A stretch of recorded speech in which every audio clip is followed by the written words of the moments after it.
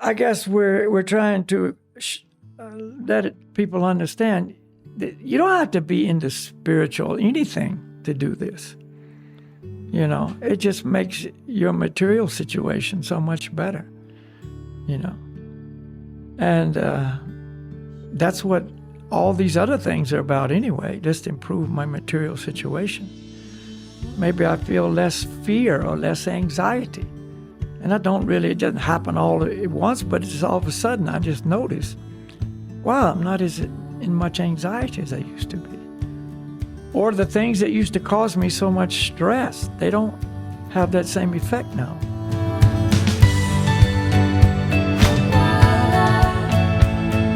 What is meditation? How can I practice it? And why is it important in my life? Welcome to the Breaking Trail podcast with me, Ruben, and my friend and teacher, Balakia. This is where you learn to navigate life's journey through ancient wisdom. And today's talk is about meditation. So happy to have you here, and let's start. Like we talk about the problems that are facing everybody in the world today, and we always say meditation is the solution, but we never do it. People don't know exactly what we're referring to or how to implement our suggestions and so on. So yeah, that's a good idea that we actually do a hands-on class on meditation. We basically employ 3 techniques that we will today try to present to everybody in a very simple way. So yeah, you know how to do what we suggest if you so decide. So let's do that. And meditation, as many people think, is just, well, there's a lot of different ideas, isn't there? One is just thinking of nothing. I'm sitting and trying to have no thoughts. That's one idea of what meditation is, called often silent meditation, where you just try to be silent, not only externally, but internally, which is nothing but a big frustration because it never happens. You're struggling with your mind. I was deep into this process of silent meditation for a long time, you know. And, but the mind by nature is always thinking. You know, thinking, feeling, and willing is always going on. So it's really an artificial attempt to stop that which is naturally going to happen. And even if you manage somehow to stop thoughts for, you know, a brief period of time, then the mind will always put out the idea, but I'm not thinking anything. And then you're thinking, that's a thought.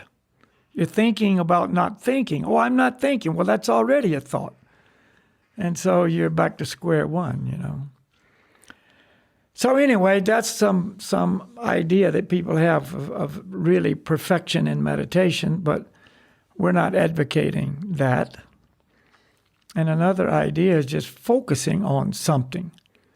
You know, meditate, and, you know, in the meditation world techniques, they often will tell you to, you know, go in a dark room and focus on a candle flame, you know, to develop one-pointed concentration, or sit and meditate on a sunrise or a sunset or a bird in a tree or whatever. I mean, in other words, some object that you just try to hone in on and have no other objects that you're looking at. And that's good to develop one-pointed concentration. That's a good thing. See? And some people try to use visualization as a type of meditation, another mental exercise, where, like if it's cold in Tromsø, you visualize a beautiful warm beach in Bali. You know, they go, oh, man. Or if you're burning up in summer, you visualize a beautiful snow-capped mountain, you know, and a cool waterfall, or summer in Tromsø, the green winter. So that's another type of what is called meditation, visualization. Visualize something that soothes you, that mellows you out, that attracts you, that makes you feel good or whatever, you see. And all of these techniques, they do produce some results. It's true, you know. And in a stress-filled world like we have now, I mean, they can be a plus. They can definitely, just sitting down and taking the time to do that is unusual nowadays. You know, never mind the technique, just sitting down, you know, without a screen in front of your face or something else going on is rare. They often say, just be. In other words, that's kind of connected with the mindfulness thing and, you know, be here now philosophy and all these, you know, things that kind of revolve around the word meditation. But in our Vedic Bhakti Yoga system of meditation, we concentrate or meditate on sound. And that's what mantras are all about. But not just any sound. I mean, I've spent many, many hours, you know, sitting beside waterfalls, eyes closed, you know, lotus position, and just meditating, if you want to call it that, on the sound of the waterfall, not looking at it, you see, just listening to it. And you can hear so many different sounds within the one sound of the waterfall. And it's pretty trippy, it's pretty captivating, you know, and it definitely kind of, again, it's like, here I am immersed in this sound.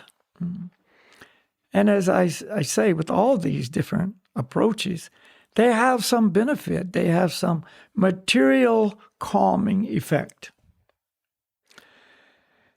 So we're not saying you can't do that. We never say you can't do anything.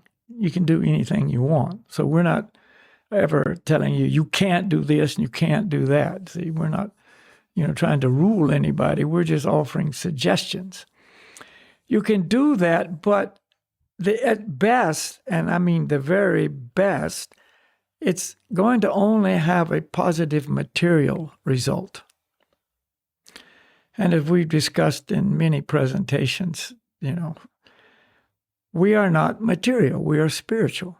We're that little person, that spiritual personality inside this material body, which is composed of the gross physical body and then the subtle mental body, which is where the mind, intelligence, and false identity or false ego actually reside. That's what comprises this mental body.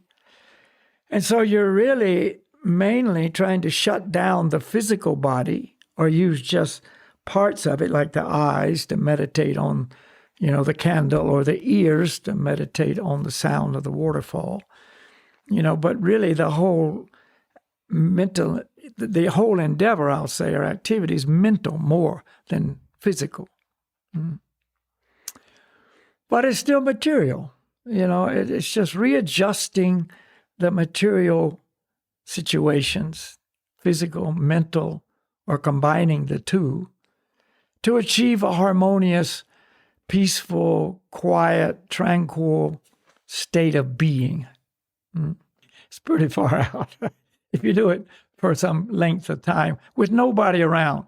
This is another point if you're going to do these kinds of things. You know, you need to be alone.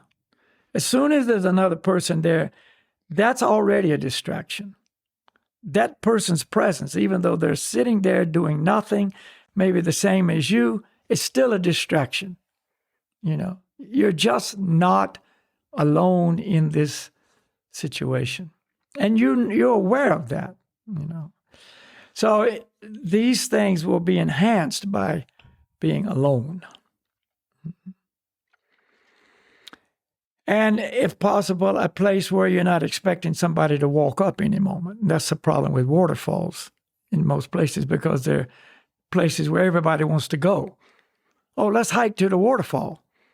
You know, so you get there early, but any moment somebody is going to appear and you're kind of waiting for that. So that's another distraction. But when I was doing this, I was on Kauai in Hawaii, and I could go to remote waterfalls that there was no trail to. There was, very little chance that anybody else would come, So that was a plus in and of itself. But anyway, the idea is this is all dealing with the material situation, the material body, the material mind. But in our bhakti yoga meditation, we're always trying to take everything to the spiritual level, to the personal level of I'm spirit soul. What's going to be good for me, the spirit soul, you see. And the goal is also not to just be peaceful in some idyllic situation, but to actually become purified, spiritually speaking, of contamination that's been built up for lifetimes and lifetimes and lifetimes. Like, unwanted desires of the heart. I mean, yeah, they're of a material nature, but still it's coming from so deep within that it's very hard to separate it. Separate it from yourself, from the spirit soul. It's not a spiritual desire. It's not really coming from the soul, but it's so deeply ingrained or so closely connected with our very being that it appears like it's us. Many things do, but this is even on a deeper level. So we're in the spiritual progress, trying to become free of different contaminations, that are covering the purity of the soul. The soul is pure, always. It never becomes contaminated. But it becomes covered by different layers of contaminations, karmic layers, unwanted desire layers, and all the many, many contaminants, influences of the modes of material nature, etc. So the idea is to try to remove those contaminations. And some people describe it like an onion. The onion has many, many layers. And you just keep peeling off another layer, and there's one more and another one and another. And each one is more subtle than the previous one until you come to the essence, and that is the pure soul. Like a diamond is always pure. A diamond doesn't become impure because it's covered by layer after layer of dirt and mud and grease and whatever else it may be covered by, But it becomes so covered that you don't even know there's a diamond there. It's just mud, or maybe it's embedded somehow in a rock or whatever, and there's no knowledge or understanding there's a diamond there. But it is. And it's pure. And so if you can remove all those coverings, there's the pure diamond. It was always there. But it had, lost its ability to radiate its luster. There was no appreciation for it because you didn't even know it existed, and on and on. That's the example that it's not so difficult to understand. So the soul is like that diamond, you see. We're a diamond in the rough. A friend of mine made a song one time, and that was the title, Diamond in the Rough. And we're there, but we're really in the rough. The idea is, we're rough. We're not polished. We're not smooth. We're not radiant. We're not pure. We are pure, but we're not purely reflecting that quality of the diamond, so to speak. So we don't have that attractiveness and that purity, that visible. It's there, but it's not perceivable. So anyway, the idea is to remove those layers, those coverings. And so therefore, all these techniques of meditation that we were briefly describing, they don't touch that. They cannot. It's like polishing the mud. It's like make the mud look good, but it's attractive somehow, it doesn't feel so rough, and when you put your hand on it, it's now smooth, and it's not all jagged. And, that's what they do when they polish a diamond. See, a diamond in the rough, another idea of the diamond, is a diamond it's got all kind of sharp edges and so on. So when they, make that diamond smooth, with all the ways that they do it, then it loses all the imperfections they're not really imperfections in one sense, but they are, because it's not smooth, So when you feel, a smooth diamond, it's different. So anyway, what it all goes back to is we need to purify ourselves, the spirit soul, of all the contaminations, of whatever they are, and how, thick the layers are. And, we're going to get into a long subject here, but it's the false ego. It's the false ego. That's the first covering of the soul. The ego, I just heard a presentation, a podcast, and one of the host of the podcast was talking about ego.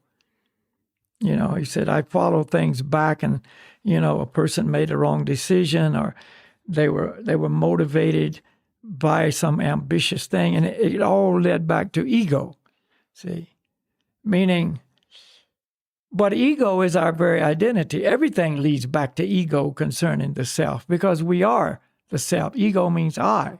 I am ego.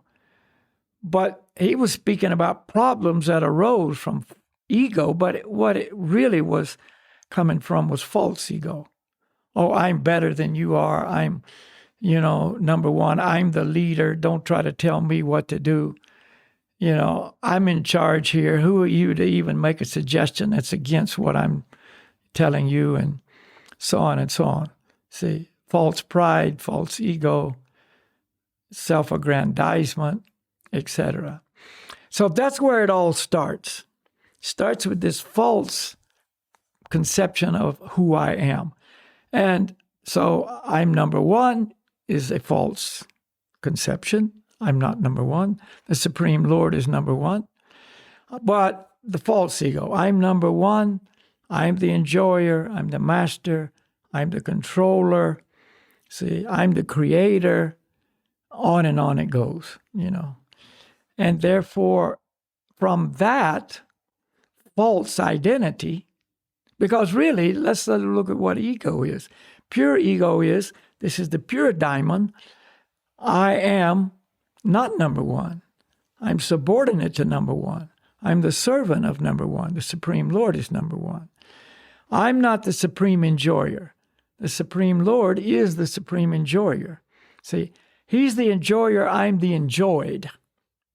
My position is to be enjoyed by the supreme enjoyer. And this doesn't mean exploited. Please understand this. Like I say, this is a big subject we're getting ready to go into.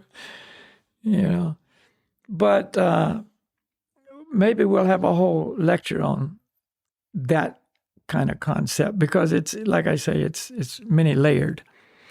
But anyway, so that's where it all starts, false identity. So if I'm in the material world and I am automatically covered by these two material bodies, the mind or mental body and the physical body, that's automatic. As soon as the soul comes in the material world, it takes on these two coverings. So therefore, I will immediately identify myself as being this body. I will identify myself, incorrectly so, as being the enjoyer. Okay, so here I am. I, the body, am the enjoyer of everything I see, all I survey, etc., etc. And so out of this comes a desire to enjoy, which is now lust. I want this, I want that. Lust is about getting rewards, getting pleasures, getting enjoyment. And so that brings about the consciousness of exploitation of other people, of nature, of the resources, and even if God is a part of my understanding of life at all, I try to exploit God. God, give me this, give me that. Or I criticize God because something didn't work out the way I wanted it to, or, he didn't create things right.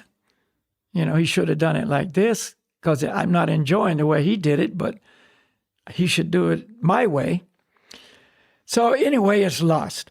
And then from lust comes all the anger and the greed and the exploitation and the jealousy and et cetera, et cetera.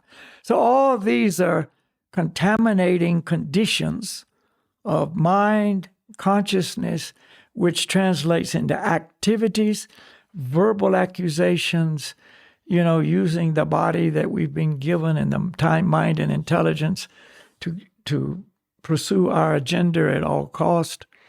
You see, it leads to blind vision. It leads to lack of compassion for other people, and on the negative results go. It just accumulates and accumulates, And basically that's what we're dealing with in the world today on an ever-increasing level, and I mean increasing very rapidly, look at the news on any given day, and you can see this magnified again and again and again. So the solution is not, let's talk about this, let's, agree not to do this, let's try to be good people, because this is coming from deep within. This is coming from the false identity. This is me in the false concept. See, so just trying to be another me by talking about it, that's not really how it works, It may have some seeming improvement on some issues, but over and all, the problem's still underlying. Like a cancer, you got to get all the cancer. You just cut out a little piece here and there, you still got the root cause there that's going to just spring up again and again and again. So, like with a cancer, you've got to rid the body of the whole thing, or you just not going to be successful. So we have to become purified of all these, contaminations. That means we have to purify ourselves ultimately of the false ego and come to understand who we really are. That's pure ego. See, that's the diamond. And it does not happen by itself, And it has to be done by an outside, superior, all-purifying force. Just like, the disease, a serious disease, is cured by a medicine, And it takes an expert physician who recognizes what the disease is. He has the knowledge of how to cure this disease. He knows what medicine is necessary. He knows what prescription or how to prescribe the medicine, take it in this way and this way, according. And then if all of that is correct, you can be cured of the disease. So it's the same thing. Our disease is materialism, false consciousness, false identity, So we need the medicine, we need the doctor, you see, we need the gumption, they say, the determination, the decision to follow the doctor, to take the medicine as prescribed. And that takes sincerity, that takes determination. And if all of that formula is properly applied, then we become cured. And now we're whole again. Now we're healthy again. And that's what we're trying to be, really. We just don't know that. We don't even recognize the disease. If everybody's got the same disease, it's not a disease. It's normal. We feel and experience that the world is going into a direction that's not perhaps so desirable, and we may feel in our own lives like the feeling that there must be something more, there must be something else out there, that like the way that everything's presented to you, that's not it. There's something more. Well, there's few people think like that. Thank you. Thank you for being one of those. We hope that someone who thinks like that is listening to this. Yeah. But most people think, there is more, but more means let's just fix it my way. Okay, so again, who's really ready to just go to a real authority, the supreme authority, and really just say, okay, I tried my way for a long time, and it hasn't worked, so can you take over? I'm here, I'm ready. It doesn't cost much. Up. Yeah. It doesn't cost anything but your life. We're always getting in, so I thought this was going to be a lightweight presentation. No, what it costs is your misery. It costs you your misery. It costs you your agitations, your negative life. That's what it costs you. When I say it costs you your life, that's what I mean. It costs you your present situation. What does it cost to cure cancer? It costs you your cancerous life. You see, you have to give up that, and if you don't want to give that up, that is a big problem. Yeah, but I don't want to give it up. I like this cancer; it's pretty cool, and I get a lot of sympathy because of it, and not many cancer patients think like that. Really, this is kind of an absurd example. I never met anybody that had cancer that didn't want to get rid of it. And I've known a lot of people, but the concept is kind of the same. So anyway,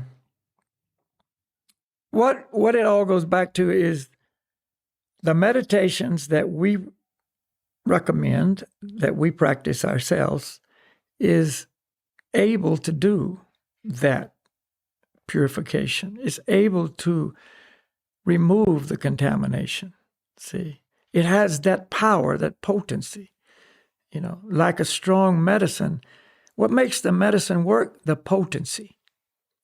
You take a placebo, it looks exactly the same, and maybe it's only missing one ingredient, but that one ingredient is what makes it work. So these meditations actually have that potency. It's invisible, you can't prove it, but it works. And so this is transcendental sound. These are mantras. And mantras are not just a series of words that we repeat again and again. You see, some people think a mantra is just saying the same thing again and again and again. Yeah, like I gave a lecture on this yesterday for Poland, and I remember I was reading an article about a mountaineer who was doing a big ascent of a mountain, and he was just locked in to getting to the top, and he said my mantra was left, right, left, right, left, right. Just don't worry about the top, don't worry about how you feel, just left, right, see. And he thought, that's my mantra, but that's not a mantra. That's a repetition. And you can call it a mantra if you want. If that's how you want to describe it. But what we talk about as mantras, transcendental sound, spiritual sound that comes from the spiritual world. And because it comes from the spiritual world, it brings with it spiritual power. The power is invisible, as I say, and it's not something that can be measured. It's not material. Everything we have to measure things and quantify things in this world is material. See, transcendental sound is not in that category. See, but we accept the truth of the power of the sound because we accept this Vedic authority. See, the spiritual master, the spiritual Vedic scriptures, etc. We accept them as an authority that we can't prove, but we know, and when I say no, it's an internal knowing that this is true. Well, that comes after some time too, that internal knowing. It's not like first there may be real big doubts and questions and so on, but if you gain more knowledge and more experience, and just in little ways and sometimes, more obvious ways, you say, yeah, this is true. Yeah, this is true. Yeah, it's true. Until ultimately you have no more doubts and you have no more questions, and you're got absolute firm faith in that. See, but whether you've got faith or not, it's not relevant to the idea that the mantras still have the potency and they work. Like you take the medicine. Maybe you've got full faith in the doctor and the medicine. Maybe you've got no faith in the doctor and the medicine. But that doesn't make the medicine work or not work, because the potency's in the medicine itself. So it's like that with transcendental sound. See? So go ahead. It's hard to, I mean, it requires that individual choice to start that journey, to try it. I mean, yeah, you got to try it, and there's nothing to lose. And it is soothing. I mean, let's just say we're not even concerned with the spiritual purification part. It's soothing physically. It's soothing mentally, So just like the waterfall or whatever, just chanting these mantras has a huge soothing effect, a calming effect, a harmonizing effect on the body and the mind. Many people that chant these mantras do it because of that result. They've experienced that. And they get up every day and they do it, just because it makes their day a lot better. It makes their family life a lot better.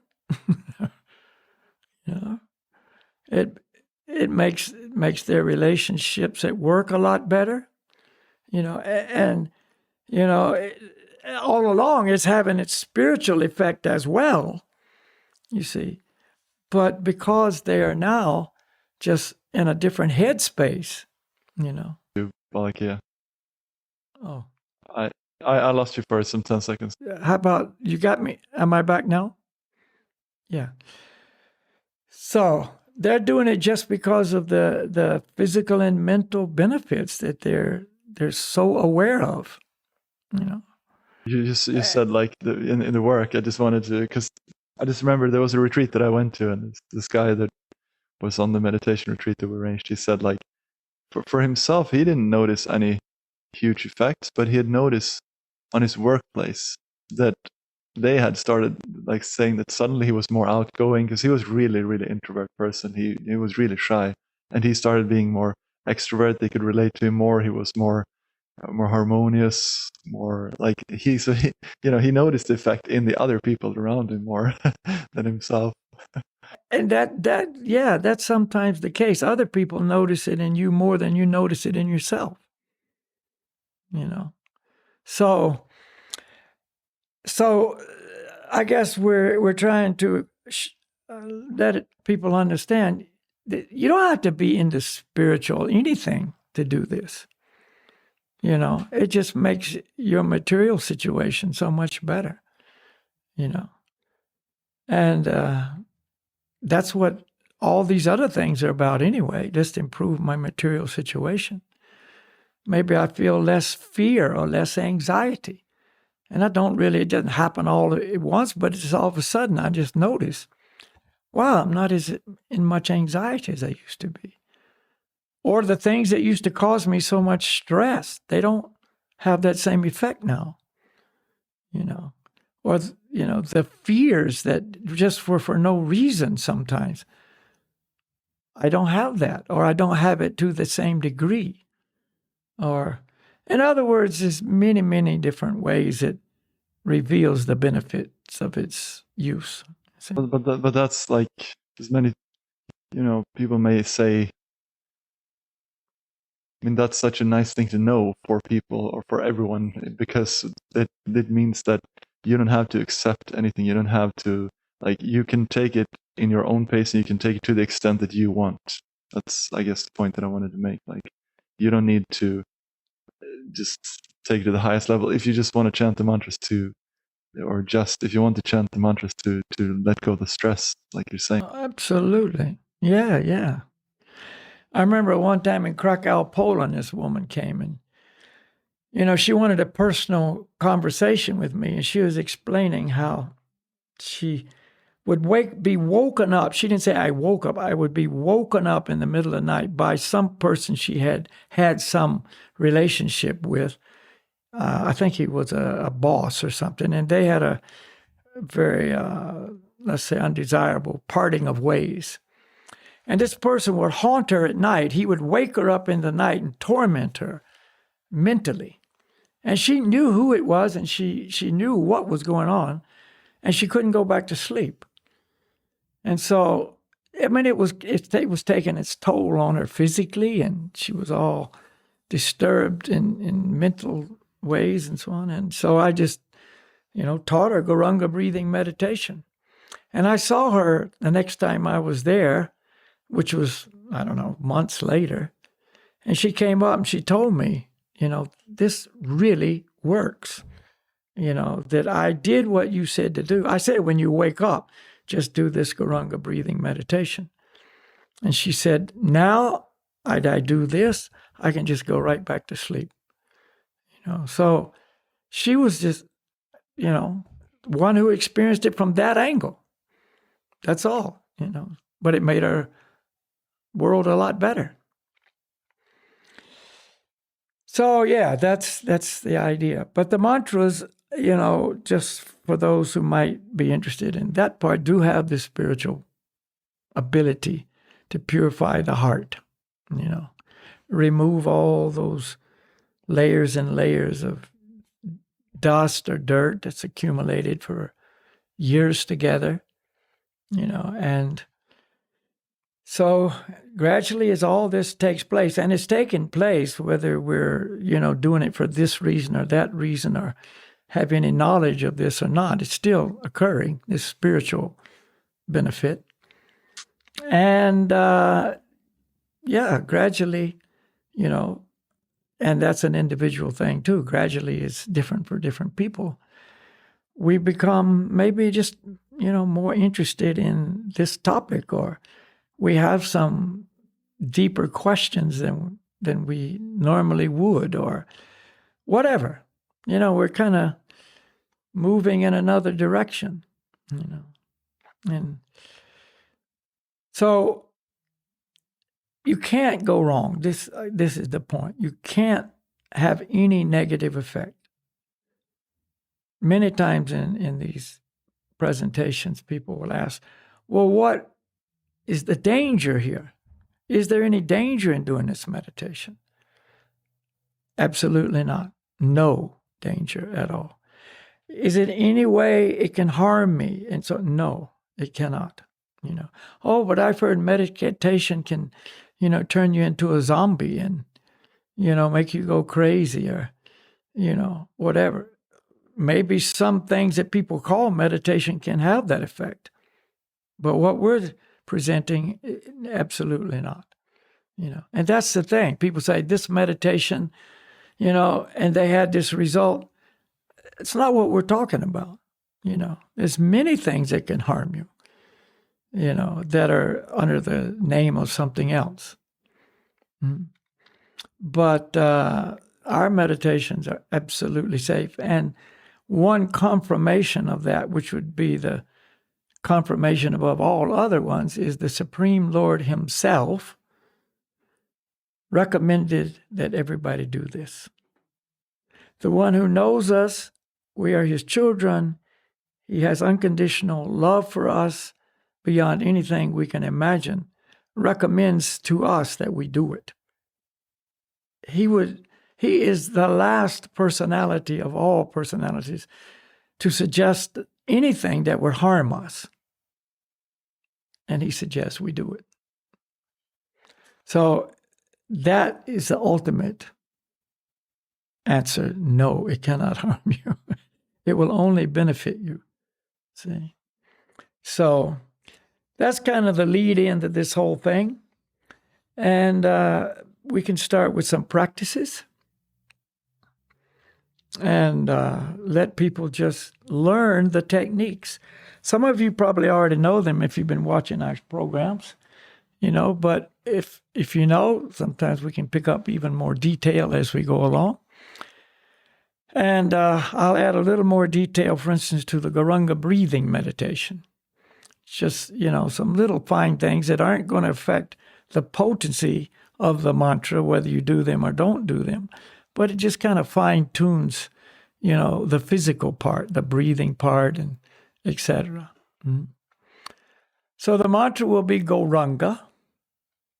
Gauranga means he whose body is more beautiful than molten gold, actually describing the form of the Supreme Lord. The names of the Lord are not different than the Lord himself, because this is on the absolute platform.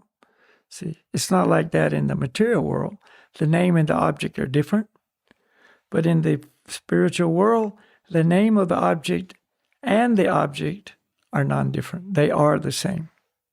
See, again, back to the idea that's always proven to be true.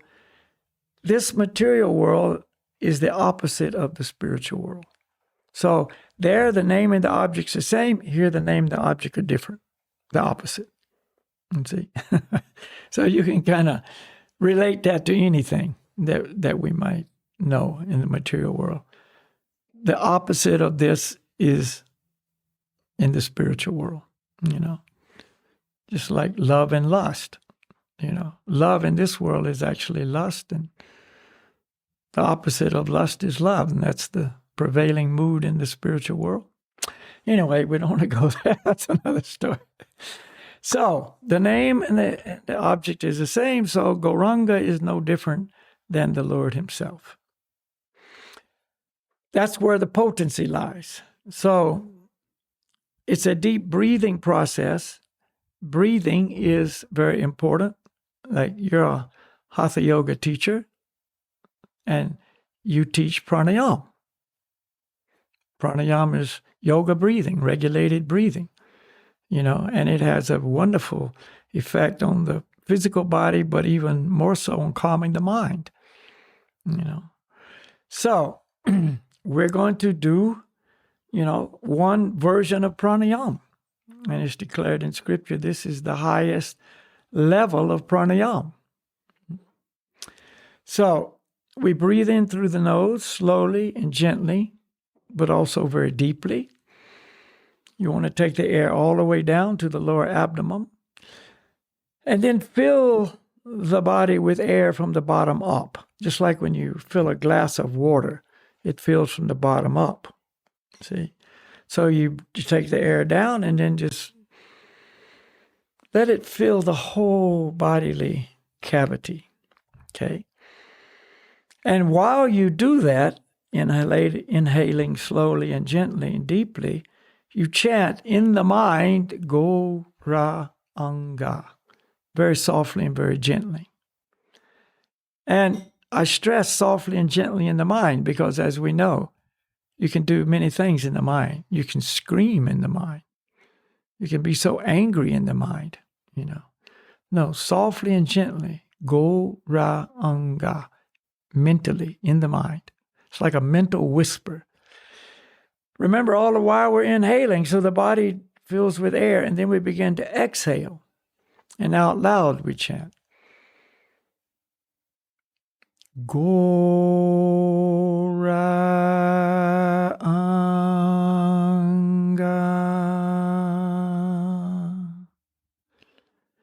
And then we repeat again. Inhale, slowly, gently, and deeply. Gauranga in the mind. Exhale, Gauranga out loud. Okay. Adjust the length of the inhalation and the exhalation according to your lung capacity. Everybody's different. Some people have huge lung capacities, and they can exhale and chant Gauranga for minutes. And some, like myself, have a small lung capacity, and it's much shorter. So it's just not something to struggle with. It's not some achievement to be able to do it for a long time. Gradually that time may increase. We want it to be comfortable. See, deep breathing has many, many benefits for the physical body. Sometimes we never breathe deep. I hear people oftentimes when I teach this in large groups of people coughing because they never inhale deeply. And when they do, they have to cough. You see. But over time, that will go away. When we inhale deeply, it expands the abdominal cavity. This is where all the major organs of the body are located. They need room to move. See, but when we're breathing shallow, oftentimes we're hunched over, crunched up, in stress like this, they're cramped. They don't have that room to move. When you inhale deeply, expand that cavity, then they've got that room, It's like a relief. And also, each time you breathe in that way, they get a gentle massage. So you get another benefit there. More oxygen goes into the blood. More oxygen, therefore, goes to the brain. Therefore, you think more clearly, et cetera, et cetera. I've known people who have had big improvements in asthma simply from deep breathing, and on it goes. Many physical benefits. And then by doing this, the mind becomes more calm and peaceful. They say when you're in big stress or you're feeling anger or something, just take a big breath. Just stop and take a big breath. See, well, this is doing that on a regular basis, Gets rid of all kinds of unwanted things. Okay, so that's the technique. Before we began the Gauranga breathing meditation, we want to relax. Certain areas in the body accumulate a lot of tension. One key area is our face. And in the face, there's key areas like the forehead, around the eyes. Also creates a lot of tension. Even our jaws. See? We walk around, we're in so much stress, we grind our teeth, Actually, they say we should be so relaxed in the face and the jaws that our teeth never touch each other except when we chew. But we grit our teeth. So we want to relax all those areas of the face consciously, see. Also the neck. We carry a lot of tension in the neck. See, we even get tension headaches that come from the neck.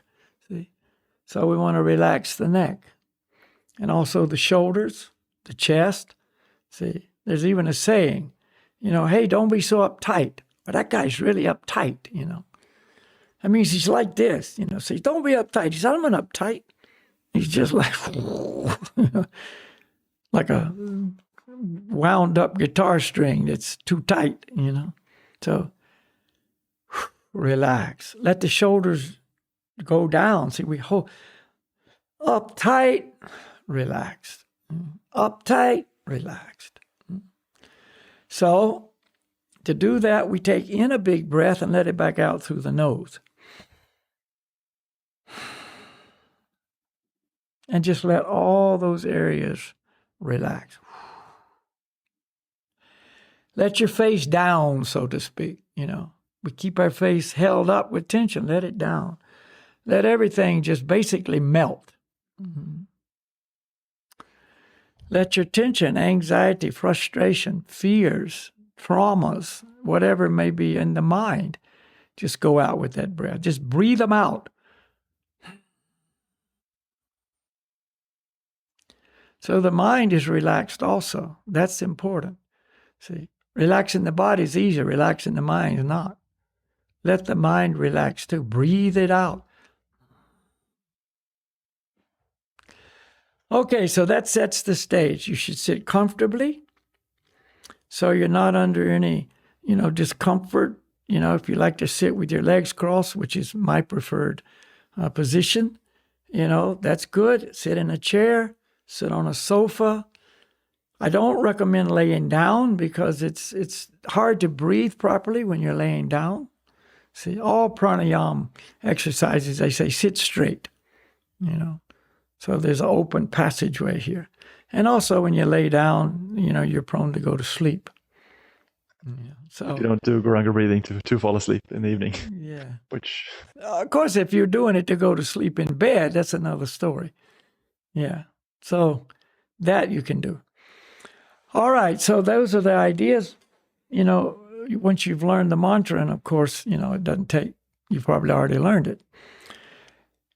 Close your eyes because this helps us to relax more deeply and also prevents distraction. Also, join the thumb and first finger in this way. If you notice, you'll see pictures of people meditating, and they're always sitting like this, And the reason is, it's not just because it looks cool, which it does. You look like a real meditator. You know what you're doing. That he knows something. But when you join the thumb and first finger, it triggers a relaxation response in the body. And it also assists in the circulation of energy. See, energy is always circulating in the body. This connects a circulating circuit. So those are some things to know. And then when we finish the meditation, just sit quietly for a few moments, eyes remaining closed, and feel the effect. Just feel some peace, tranquility that that just came about from doing the meditation. Also, one more point. If somehow you become uncomfortable during the meditation, readjust your sitting position. If your nose is itching, scratch it. You see, whatever you need to do, because we don't want you meditating on the discomfort. Meditate on the sound. So while we do it, we want to listen closely to the sound and put the mind on the sound. See, meditate on the sound. Listening to the sound, focusing on the sound. Okay? So we're just going to do it short, 5 minutes or so, just so you can learn the technique. You won't get, amazing results probably. Don't expect that. You're learning the technique now, and then on your own, you can do it 10, 15, 20, 30, 1 hour, whatever. See, you decide. All right? So just follow my guidance. Everybody take a big breath, let it out, and relax.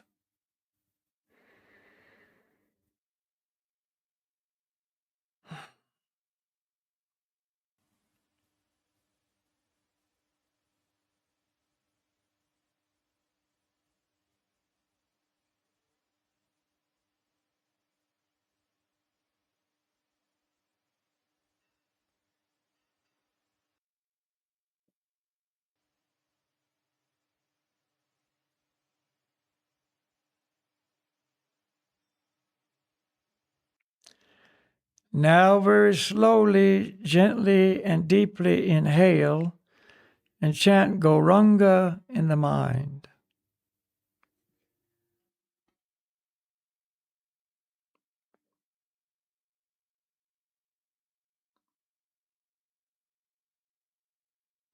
Gauranga.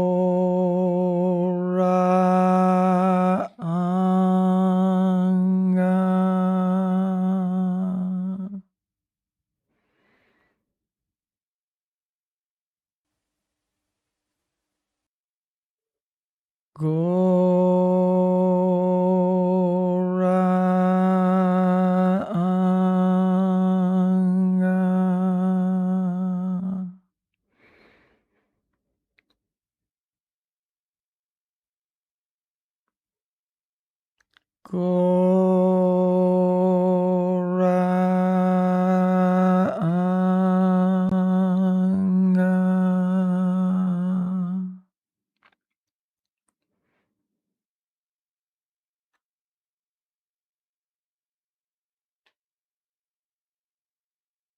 Gauranga.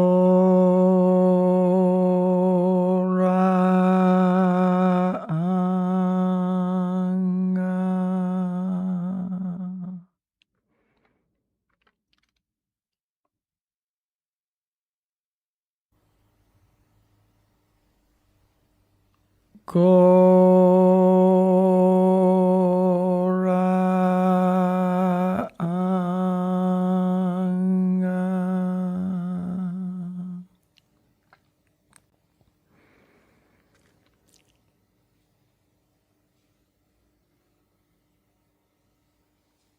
Gauranga.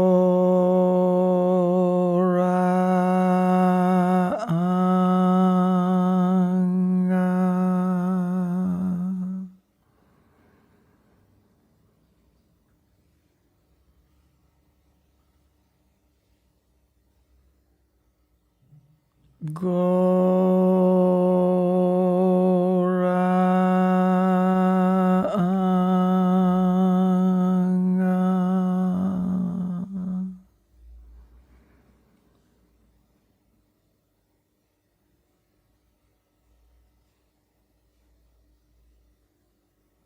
Gauranga.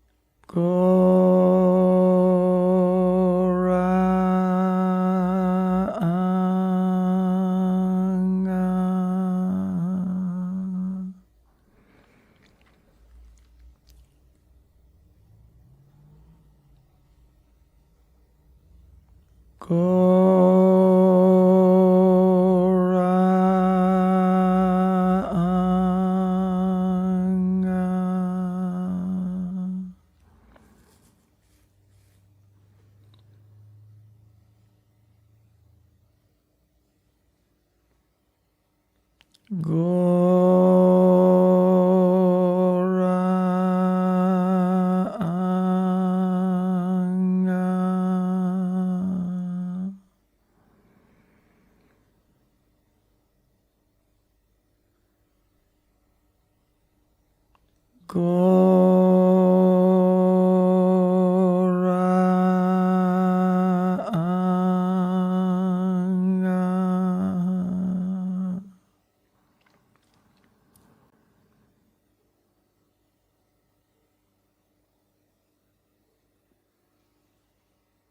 Gauranga.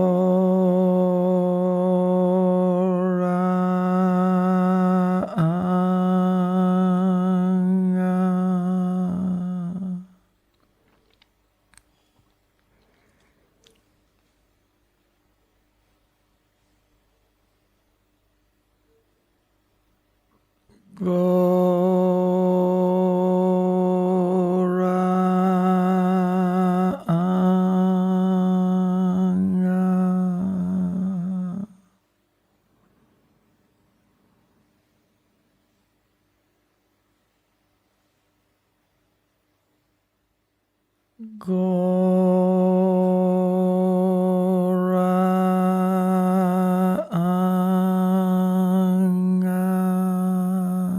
Gauranga. Two more times.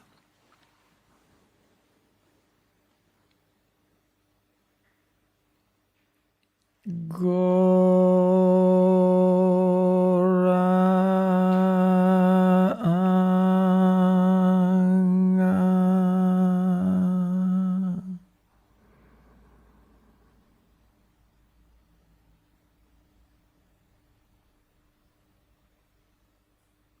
Gauranga.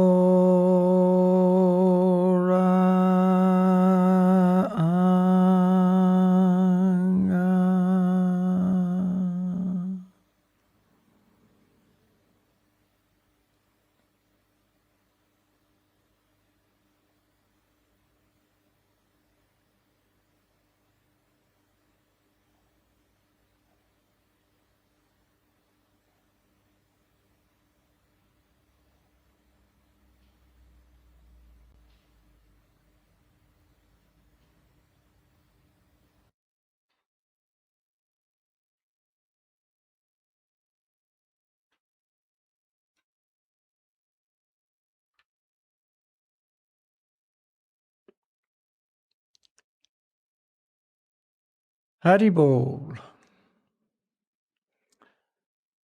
Okay, so that is Gauranga breathing meditation. So you can see, very easy. See, it's very spiritually purifying, very beneficial, extremely relaxing. See, so you can add it to your life. You know, we always suggest when you wake up in the morning, 5, 10, 15 minutes or more, you can do the meditation. See? And in the evening, before you go to bed, you can do the meditation. Of course, you can do it any time, you know. Take a walk in nature, you know, sit down, nice quiet place, do Gauranga meditation by the waterfall. See? I just didn't know that technique by the waterfall. I hadn't learned that yet, you know. You can listen to the waterfall for a while and then do Gauranga breathing too. I've done that since then. Yeah. Because it helps you focus, yeah? It helps you to like calm down even before. Yeah. Oh, absolutely. You know, I walk every morning, and not where I'm walking now, but there was a place in Scotland where I always walked by a stream, small stream, but it had a nice little riffle there, and the sound was nice, running water. And I used to stop and just listen to that for a little while during doing my next meditation we're going to learn, Japa meditation. See, and it was nice just listening to that sound of nature and, you know, understanding, you know, this whole natural world that we live in is, you know, the Lord's creation. And yeah, it was just another aspect of the whole thing, you know, very nice. How important is that aspect to be fully present in the meditation that you're doing? Like, for those who are listening, is it a process of you say the mantras and that will be naturally taken care of, or how much effort do you put into like trying to really like focus? Well, some effort is required, you know. It takes some endeavor. We don't want to struggle with it. We don't want to really get in a fight with the mind running away. Just when you perceive that, the mind has gone somewhere else, gently bring it back to the sound. It runs away again, bring it back to the sound. I use the example of a mother with a 2-year-old kid. She puts the kid down, immediately it runs off. She just gently brings it back. It runs away again. She gently brings it back. See? You know, she's patient. She understands this is the nature of the kid, and she just brings the kid back. So it's the nature of the mind to run all around, go here, go there. Just gently bring it back. You know, don't get frustrated. Oh, I can't do this. This is too hard. No, that's self-defeating, see. You know, gently. And remember, you know, the mantras are still potent and they're still working. Oh, so, yeah. But of course, it takes some effort, you know. But like I say, gentle effort, you know, patience, not frustration. Yeah. So you have it in your arsenal now, something you can actually do. And you don't have to do it just in early mornings and before bed or in nice places in nature. You can do it anywhere. You know, I remember I was talking to a girl one time, I think it was in, I don't know where, Canada or somewhere. And she had learned it. And again, I saw her later. And she was a student in university. And she said before she had some big exam, it was quite stressful. And before she went into the exam, out in the hallway, she just did Gauranga meditation for a couple of minutes. I don't know how long. And then went in and she did, you know, much better on the test. She wasn't stressed. She just sat there, calmly took the test. She said she knows she got a better score than she would have otherwise. You know, so it many, many applications, you know. And, yeah, the benefit is always there on all 3 levels, physical, mental, and spiritual. And gradually, as we, you know, move more in this direction, we take more steps, so to speak. You know, we're thinking, you know, not only about the physical and mental, but the spiritual benefit as well. We're looking at that, you know, with great, you know, appreciation. Wow, this is wonderful, you know. Okay, our time is flying as always, you know. We thought we'd have more than enough time. We're probably going to come up a bit short, but anyway. The next meditation technique I'd like to show you is called Japa yoga meditation. And Japa yoga meditation uses beads. And as you know, many spiritual practitioners in the world use beads. The Catholics use beads, the Hindus, the Buddhists, the Muslims, the Orthodox, etc. And the reason beads are so common throughout is they help us control our senses. Our senses are active by nature. And the activity of the senses draws our consciousness externally. Our eyes see an object, our consciousness goes to the object. Our nose smells the fragrance, our consciousness goes there. Our ears hear a sound, our consciousness goes there. See, our touch, we experience some sensation, consciousness goes there. This is hot, this is cold, etc., etc. So they're always taking us externally. And if you're trying to go internally, this is a big problem, see. So one who's practicing this idea of silent meditation, which we talked about in the beginning, you see, his solution is stop the senses. So when he sits down, he closes his eyes, see. He tries to close the ears. Sometimes they even put their fingers in their ears, see. Close the nose. I can't do it with headphones on, but put your fingers in the ears, block the nose with these fingers, keep the mouth shut. In other words, trying to just shut the senses down, like a turtle trying to draw all the senses inside. But actually it's artificial because the senses are active by nature. Whereas in this meditation, we have a different approach. We allow the senses to be active, but we engage them in a spiritual activity. And the beads assist us in doing that. So what we have here are called Japa beads. And they have one bead that's different than the rest. Sticks up, it has a tassel on it. This is called the head bead. We do not chant the mantra on the head bead, the Maha mantra. This is the mantra for this meditation. And this is a beginning bead, which lets us know where to begin and where to end. So let's talk about which mantra we're going to use. It's called Maha mantra. It can be available on the screen. And the Maha mantra is known as the greatest mantra. That's what the word Maha means. Great mantra means mind deliverer. Mantras actually have the power to deliver the mind from the material realm to the spiritual realm. And of all mantras, the Maha mantra is the greatest mantra. It's the mantra recommended specifically for this age we live in now called Kali Yuga.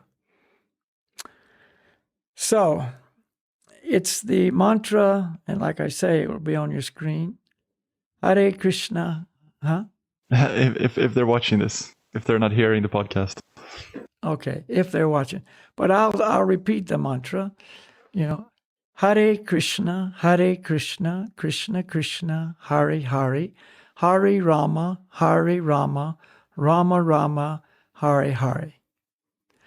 This is 3 words, Hare Krishna and Rama, that's repeated in a certain sequence, certain combination. Okay?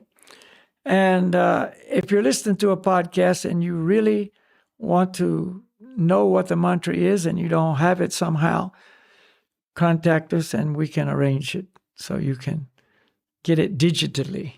Or beads, for that matter. And, of course, you're going to need beads. I was going to speak about that at the end, but, yeah, we will speak about it after this. Okay, so we talked about the head bead. We don't chant the Maha mantra on the head bead. This is an indicator bead, lets us know where to begin and where to end. We hold the beads across the middle finger of the right hand. The head bead should be behind the finger.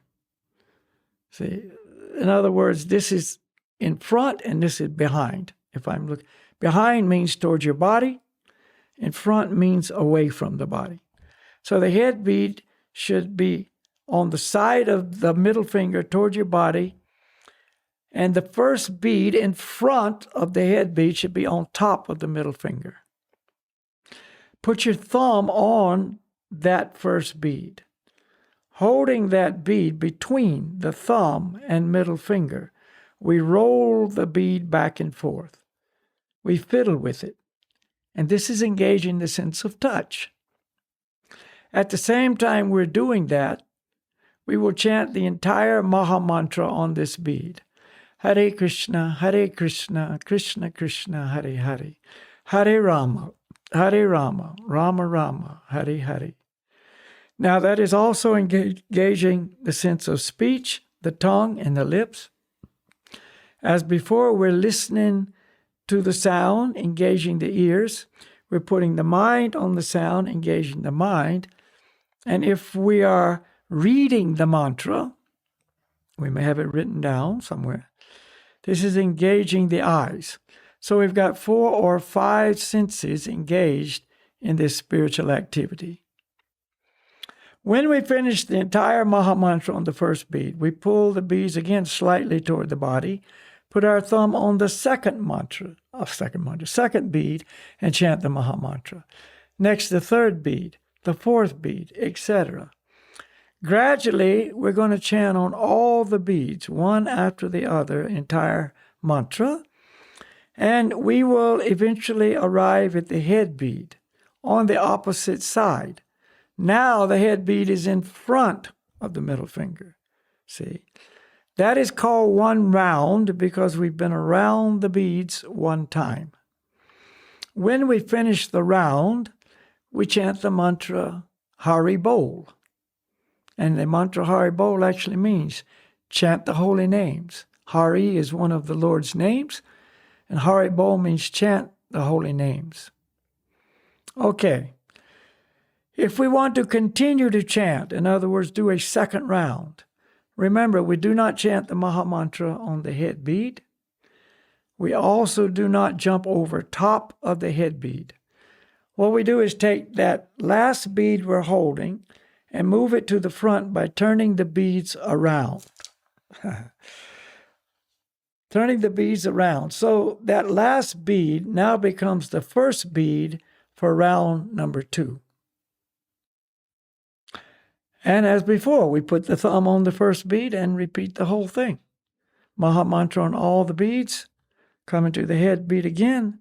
Hari Bol, 2 rounds. Turn the beads around. Chant on all the beads again. Hari Bol, 3 rounds, etc. That's the process of Japa Yoga. And you can also do Japa Yoga while you walk. It doesn't only have to be done sitting. And many of us walk a lot. We might walk to school, to work, to shop, to see friends, for exercise, whatever.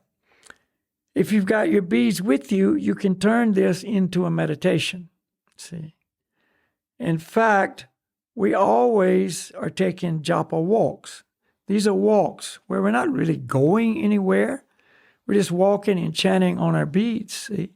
That's why we call them Japa walks. Early in the morning, everywhere I go, I always see people out walking their dogs. They're out walking their dogs. I'm out walking my beads. If you got a dog, walk your dog and your beads. But there is one thing we ask. If you do Japa Yoga while you walk, please keep your eyes open.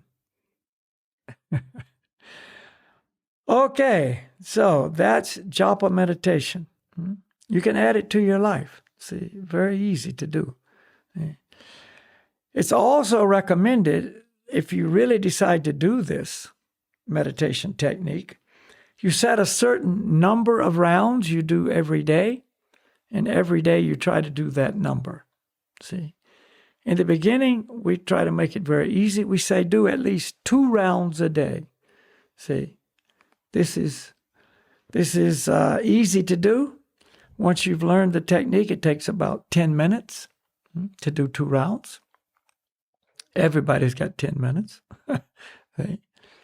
And then, of course, if that's going well, you can increase the number. You say, okay, I'm going to do 3 rounds a day, and every day you do 3. Maybe later, 5, 6, 10, whatever, see. And in this way, you're kind of making progress, aren't you? You're adding the presence of transcendental sound to your life more and more each day. See, you're doing your Gauranga meditation and you're doing your Japa meditation. Then you've got some allotted time each day where you're going to be in the presence of transcendental sound and getting that benefit. So it's a science here. This is called the science of Bhakti Yoga. It's an eternal science. This has been going on since time immemorable. So I like to, like I say, every morning, I take a Japa walk. I get the benefit of being up, before the sun rises. I can see the sunrise. I get the best air of any time in the 24 hours. Everything is quiet and calm. The day hasn't quite started yet for a lot of people. You see, so you get that benefit as well. And, it's declared in Scripture that the meditations done at that period of the day produce more benefit than if you do the same thing at another time of the day. That's just the benefit of getting up early. It's called the Brahma Murta hour or the Ambrosia hour, before sunrise. So, yeah, you can add it to your life as you want. You can see fit. We're just giving you the techniques and some suggestions. Some people like to get up in the morning and do Gauranga meditation and one round of Japa before they do anything else. Take a shower and then do the meditation. Some people like to do the same thing before they go to bed. Again, it's so much variables. It's so individual, So you can do that. And like Ruben said, these beads have 54 beads on them. A full round of Japa beads have 108 beads plus the head bead. But we, introduce people to 54 beads. It's, a little simpler. It doesn't look so overwhelming, wow, so many beads to do, you see, and etc. So, yeah. If you want, you can make your own. Just get any kind of beads, from some art shop, or maybe you've got some cosmetic beads around the house that aren't being used. You can use those. Just put them on a string. I like them with a knot in between each bead to keep the beads from slipping all around.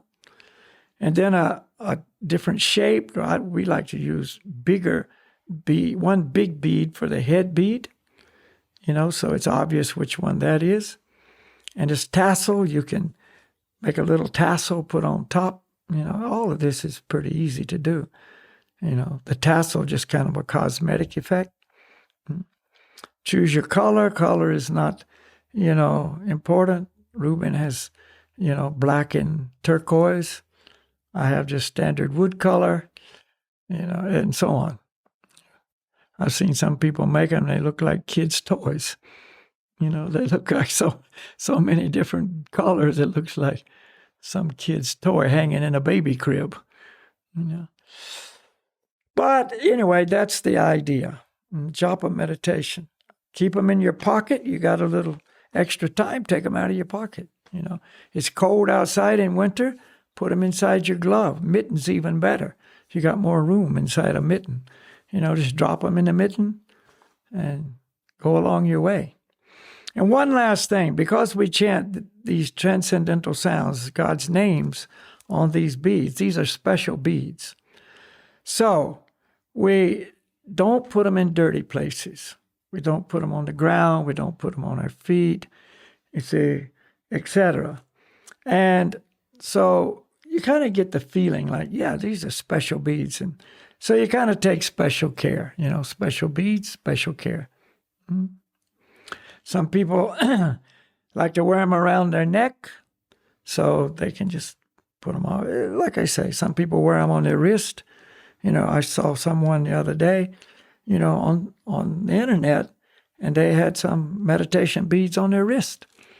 So I knew, this person's doing, the meditation on the beads. So great. Okay, so that's Japa meditation. And the third meditation Did you want to just like show like a couple of 3 times like on the beats actually, so that we get it like a practical demonstration of how this would look? Okay, let's do it together. Me and Yeah, I'm not me saying and we you. have to do a full one, but we could do. No, we can do a few 10 beats.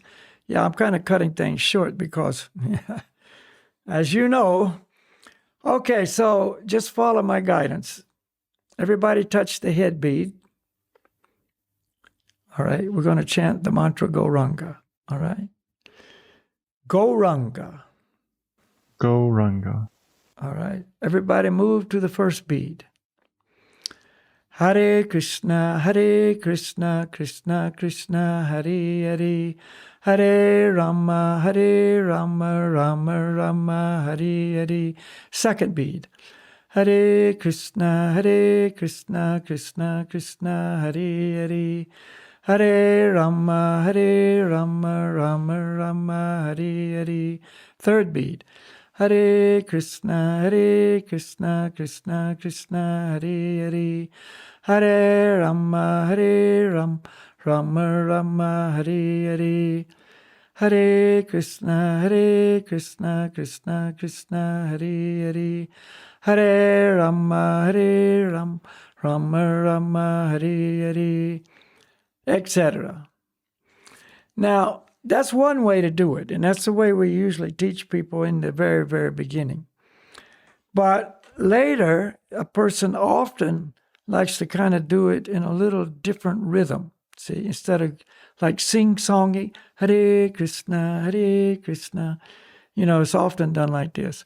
Hare Krishna, Krishna Krishna, Hare Hare, Hare Rama, Rama Rama, Hare Hare. Hare Krishna, Krishna Krishna, Hare Hare, Hare Rama, Rama Rama, Hare Hare. Hare Krishna, Krishna Krishna, Hare Hare, Hare Rama, Rama Rama, Hare Hare. So that's the way, I do it. That's the way the people I know that do it. But in the beginning, if the kind of sing-songy technique is a little easier for you to follow, that's fine too. And yeah, again, it kind of makes it so we commit a little bit. We say, okay, every day I'm going to do 10 minutes of Gauranga, and I'm going to do, 3 rounds of Japa meditation. It kind of makes us commit a little bit, and, sometimes we have to make a commitment. We got to make a choice. It makes it more special, more important. I've kind of stepped in that direction. Okay, I'm going to do this. Like any athlete has to commit. I'm going to train every morning. I'm going to run 10K. I'm going to, swim 50 laps in the pool. I'm going to do 100 push-ups or whatever it is. You got to commit to be successful in anything, and that's another thing. When it comes to spiritual commitments, we're often extremely lazy, and as laziness in the material sense doesn't produce good results, laziness in the spiritual sense doesn't produce good results either. So, there's lots of different ways to look at strength, physical strength and mental strength and spiritual strength, So if you're strong in all 3 departments, that's the best. So we don't want to neglect the physical body, we don't want to neglect the mental body, and we don't want to neglect the spiritual self. And that's like caring for ourselves, taking care of myself. And, nobody's going to do it for you. Nobody's going to do it for you. Okay, and our third technique is called Sankirtan. This is congregational chanting. Gauranga meditation and Japa meditation are normally done privately, whereas Sankirtan is 2 or more people come together and chant the mantras. With this COVID situation, we are not gathering publicly now in many places. Some places are because they have very low rate of infection. So we're doing a lot of things online. We're gathering online, via Zoom, via, Facebook, via a lot of different platforms. Just like Reuben and I are gathering right now. 2 or more come together, chant the mantra. So the mantra for this, and we call this Sankirtan, see? Sankirtan, congregational chanting. It's normally done with the accompaniment of a musical instrument. It doesn't have to be. See, you can clap your hands. Maybe you don't play an instrument. That's fine. Clap your hands, kind of beat a rhythm on the table. Maybe no rhythm at all. Just sing. That's fine. No problem. But today I'll use a guitar. And it's called Shravanam Kirtanam. Shravanam means to hear. Kirtanam means to chant. So the leader chants, and everyone listens, and then everyone responds, and the leader listens. So it's back and forth like this. Shravanam, hearing, Kirtanam, chanting.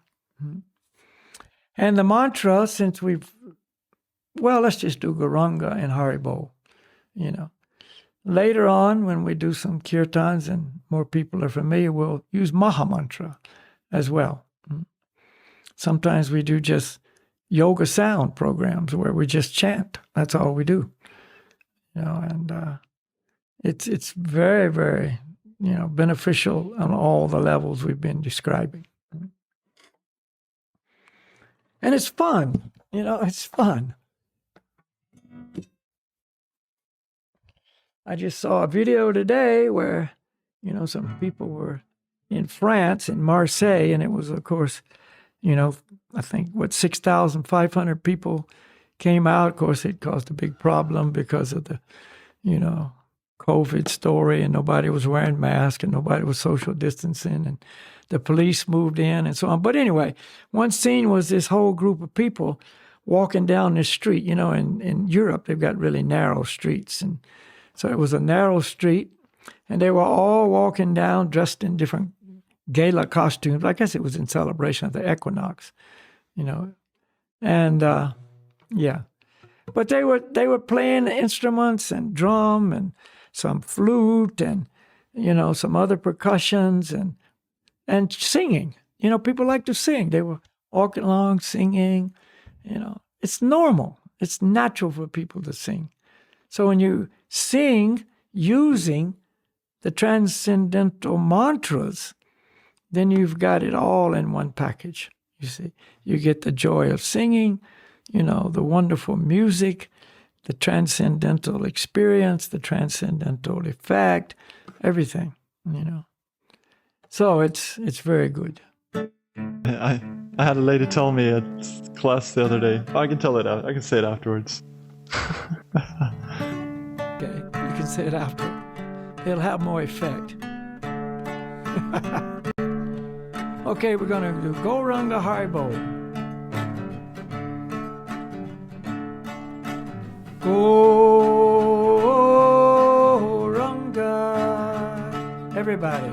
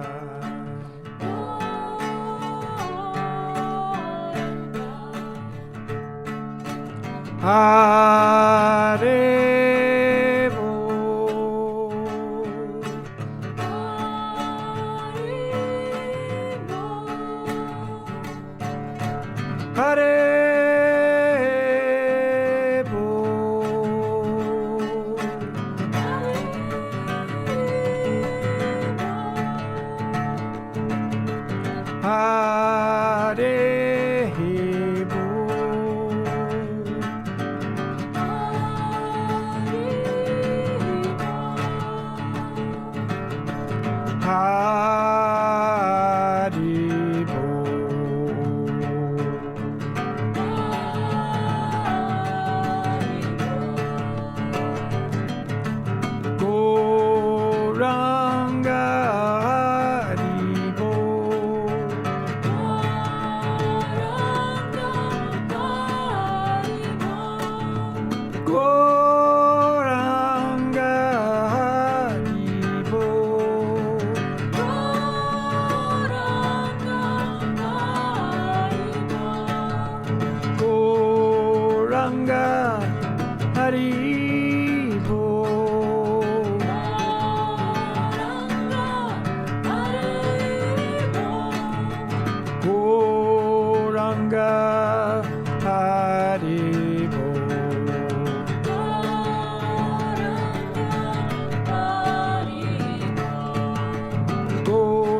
Haribo. Gauranga Haribo. Gauranga Haribo. Gauranga Haribo. Gauranga Haribo. Haribo. Gauranga Haribo. Haribo. Haribo. Haribo.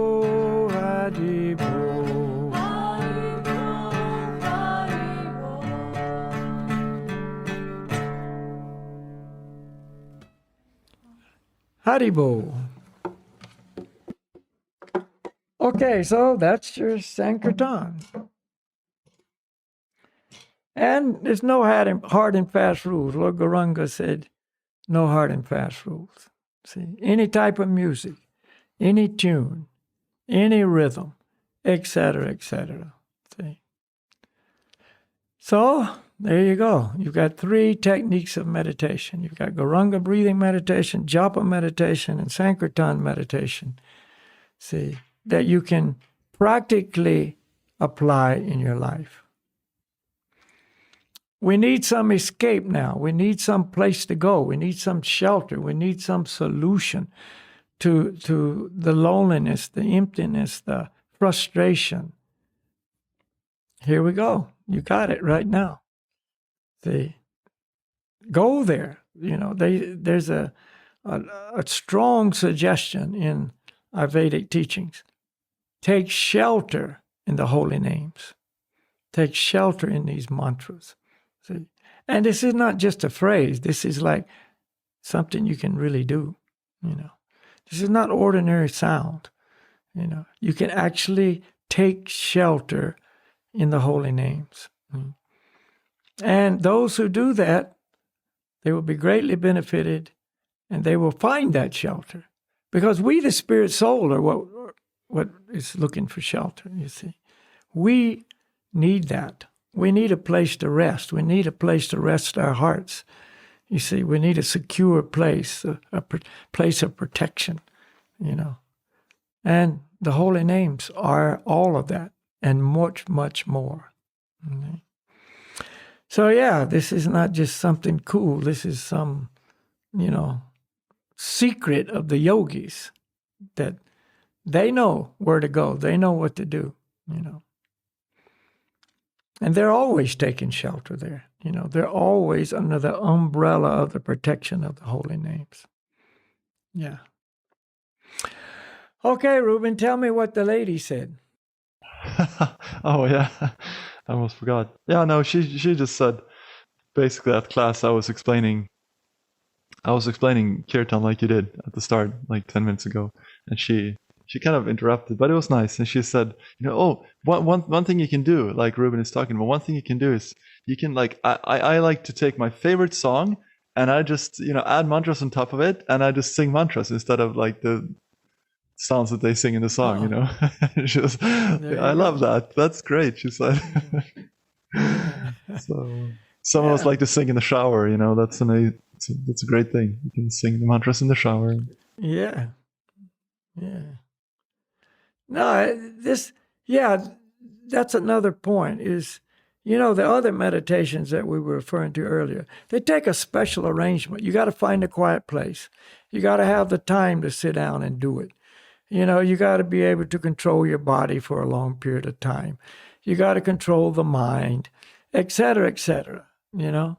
In other words, to get that whole setup in place is rare. I mean, it's not easy to do it. Mantras, you can they're with you all the time. You know, even at work, you can't chant out loud, obviously. You can chant in your mind. Tell me who doesn't have some song running around in their mind all the time? You know, oh, I like that new song. Oh, I'm a Beatles fan, and you're singing some old Beatles tune, or, you know, whatever it is, then you can have transcendental sound there, and the boss will never know. You see? And you're in the presence of transcendental sound. So this is silent meditation with mantras, see? And this is real silent meditation. Yeah. So it's a gift. Kali Yuga is not the age for all these other difficult meditations, which don't have that potency anyway. They just don't. Even if you were able to stop the mind, silence is just negation of the negative. All that does is just turn the radio off, so to speak, But there's no positive spiritual benefit there. It's so relaxing. It's so, peaceful. But then after a period of time, you want to do something. Okay, let's do something. Like when you go into nature, you go there and it's quiet and peaceful, and maybe you sit for a certain length of time, and that's good enough. But then eventually you're going to say, well, let's do something. You start looking around. Or let's go to the top of that mountain, or let's go down by the creek and, see what's going on down there. Let's do something, because the soul is active by nature. So the something after the silence is chanting the mantras and other activities of devotion. Yeah. Okay, I guess our time is up. That is. So we have hopefully given a good introduction to everyone out there who can apply this in your life. Yeah, and if something's not clear, you can write. You can, try to get clarification. If you got questions, ask them. Because we don't want to be vague about anything. We want to be very clear and very specific. But somehow, sometimes that doesn't get through. So we could have done a better job somehow, maybe, or we said something in a way that didn't, jive with what you were trying to hear or whatever. So just let us know. We're here. Yeah. And we'll be here next week as well. And you are welcome to join us next week. Yeah. Every week we'll try to have something for you to join, to listen to benefit from, Yeah. Okay, Ruben, thanks for the nice arrangement. And yeah, we'll be back. Have a good evening. Yeah, you too. And have a nice hike tomorrow. Yeah, okay. Thank you very much. We always do kirtans on our hikes, Yeah, I got some videos from the last hike, Yula. Oh, you did? Took a video where you were doing some kirtan as well. Yeah. Yeah, we carry our hiking frog with us, and I introduced people to the frog, right? You showed it a month ago or so. Yeah, this is the hiking frog. He goes with us, and he's very kirtan. Haribo, Nittagor, Nittagor, Haribo, etc. Slava saying, come on, man, I got to set up for the next program. Okay, take it easy, my friend. Namaste. Thank you all for joining. And yeah, let us hear from you. Send in your comments. Share the links. And we'll see you next week. Namaste. So we hope that you learned something new today, and that you'd like to practice this meditation in your life for receiving the full benefit of that practice. So if you'd like to have Japa beats available to you, then please write us so we can try to arrange that. And other than that, then please share the link with your friends and family. Please subscribe to our channel and give us some review if you liked this. Send us your thoughts and comments, and I'm looking forward to see you soon again. So remember to stay true to yourself and dare to break trail.